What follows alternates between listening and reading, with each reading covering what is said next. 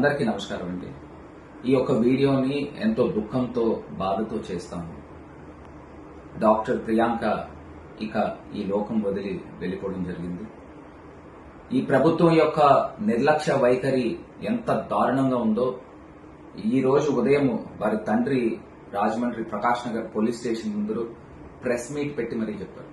చంద్రబాబు నాయుడు గారు గాని, పవన్ కళ్యాణ్ గారు గాని, వాళ్ళ కొడుకు నారా లోకేష్ గాని, మహిళా హోంమంత్రి గాని, ఇప్పుడు దాకా ఆ కుటుంబ సభ్యులు గాని లేకపోతే డాక్టర్ ప్రియాంకని వెళ్లి చూడటం గాని జరగలేదు. ఎంత దారుణమైన ఘటన.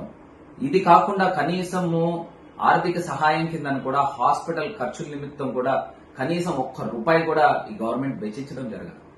ఇంత దారుణమైన ఘటన రాజమండ్రిలో తీసుకొచ్చి ఇద్దరు మృగాలు కలిపి డాక్టర్ ప్రియాంకని కారుతో తొక్కించి చంపేసిన తర్వాత ఈ యొక్క పోలీస్ డిపార్ట్మెంట్ కూడా చూస్తే 3 రోజుల పాటు హై డ్రామా క్రియేట్ చేశారు.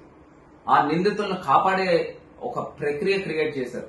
దీన్ని కేవలం ఒక సింపుల్ యాక్సిడెంట్ కింద క్రియేట్ చేసి ఆ అక్యూజ్డ్ ని గైడ్ కాలేజ్ ఇంజనీరింగ్ స్టూడెంట్స్ కింద చిత్రీకరించే కార్యక్రమం చేశారు. ఒక పోలీస్ సిఐ ఇంత అటెంప్ట్ చేయగలుగుతాడా అని అడుగుతా ఉన్నా. దీని వెనకాల అదృశ్య శక్తులు, దుష్ట శక్తులు ఎవరున్నారు? ఎవరు మెప్పు కోసం ఈ సీఏ చేశాడు? అసలు ఎన్ని సూట్ కేసులు మారిని అక్యూజ్ ని కాపాడడానికి? ఇంత దారుణమైన ఘటన మేము వెలుగులో తీసుకొచ్చిన తర్వాత పోలీసులు కంగారు పడి సెక్షన్స్ మార్చి 308 కట్టారు. అయినప్పటికీ కూడా అది సరిపోదు. అటెంప్ట్ మర్డర్ కూడా కాదు, ఇవాళ మర్డర్ కేసులు కట్టి ఈ మృగాల్ని నేరుగా డైరెక్ట్ గా ఎన్కౌంటర్ చేసే స్థాయికి ఈ రోజు ప్రజాస్వామ్యంలో ఇంత దారుణాలకు ఒడగెడతా ఉన్నారు. ఇది ఎట్టి పరిస్థితుల్లో ఒప్పుకునేది కాదు. డాక్టర్ ప్రియాంకకి న్యాయం జరగాలి.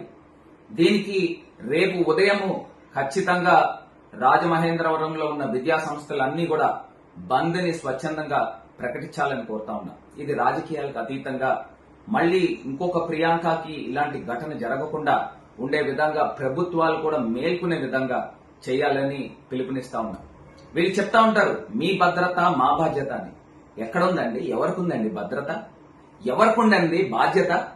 ఇవాళ ఏ రకంగా లేకోకుండా ఇవాళ కేవలం ఒక డైలాగులకు పరిమితమయ్యారు తప్పితే ఈ ప్రభుత్వము ఈ రోజున కార్యరూపంలో ఎక్కడా కూడా జరగట్లేదు.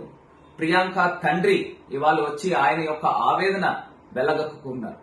ఈ ప్రభుత్వం నైతిక బాధ్యత వహించి ఇమీడియట్ గా ప్రియాంకకు న్యాయం చేసే విధంగా, ఆ యొక్క దోషులకి కఠినాతి కఠినమైన శిక్షలు పడే విధంగా ఈ ప్రభుత్వం వ్యవహరించాలని మేము డిమాండ్ చేస్తా ఉన్నాము. ఖచ్చితంగా జగన్మోహన్ రెడ్డి గారు కూడా స్పందిస్తారు. డాక్టర్ ప్రియాంకకి న్యాయం జరిగే వరకు మా యొక్క పోరాటం కూడా ఉంటుంది.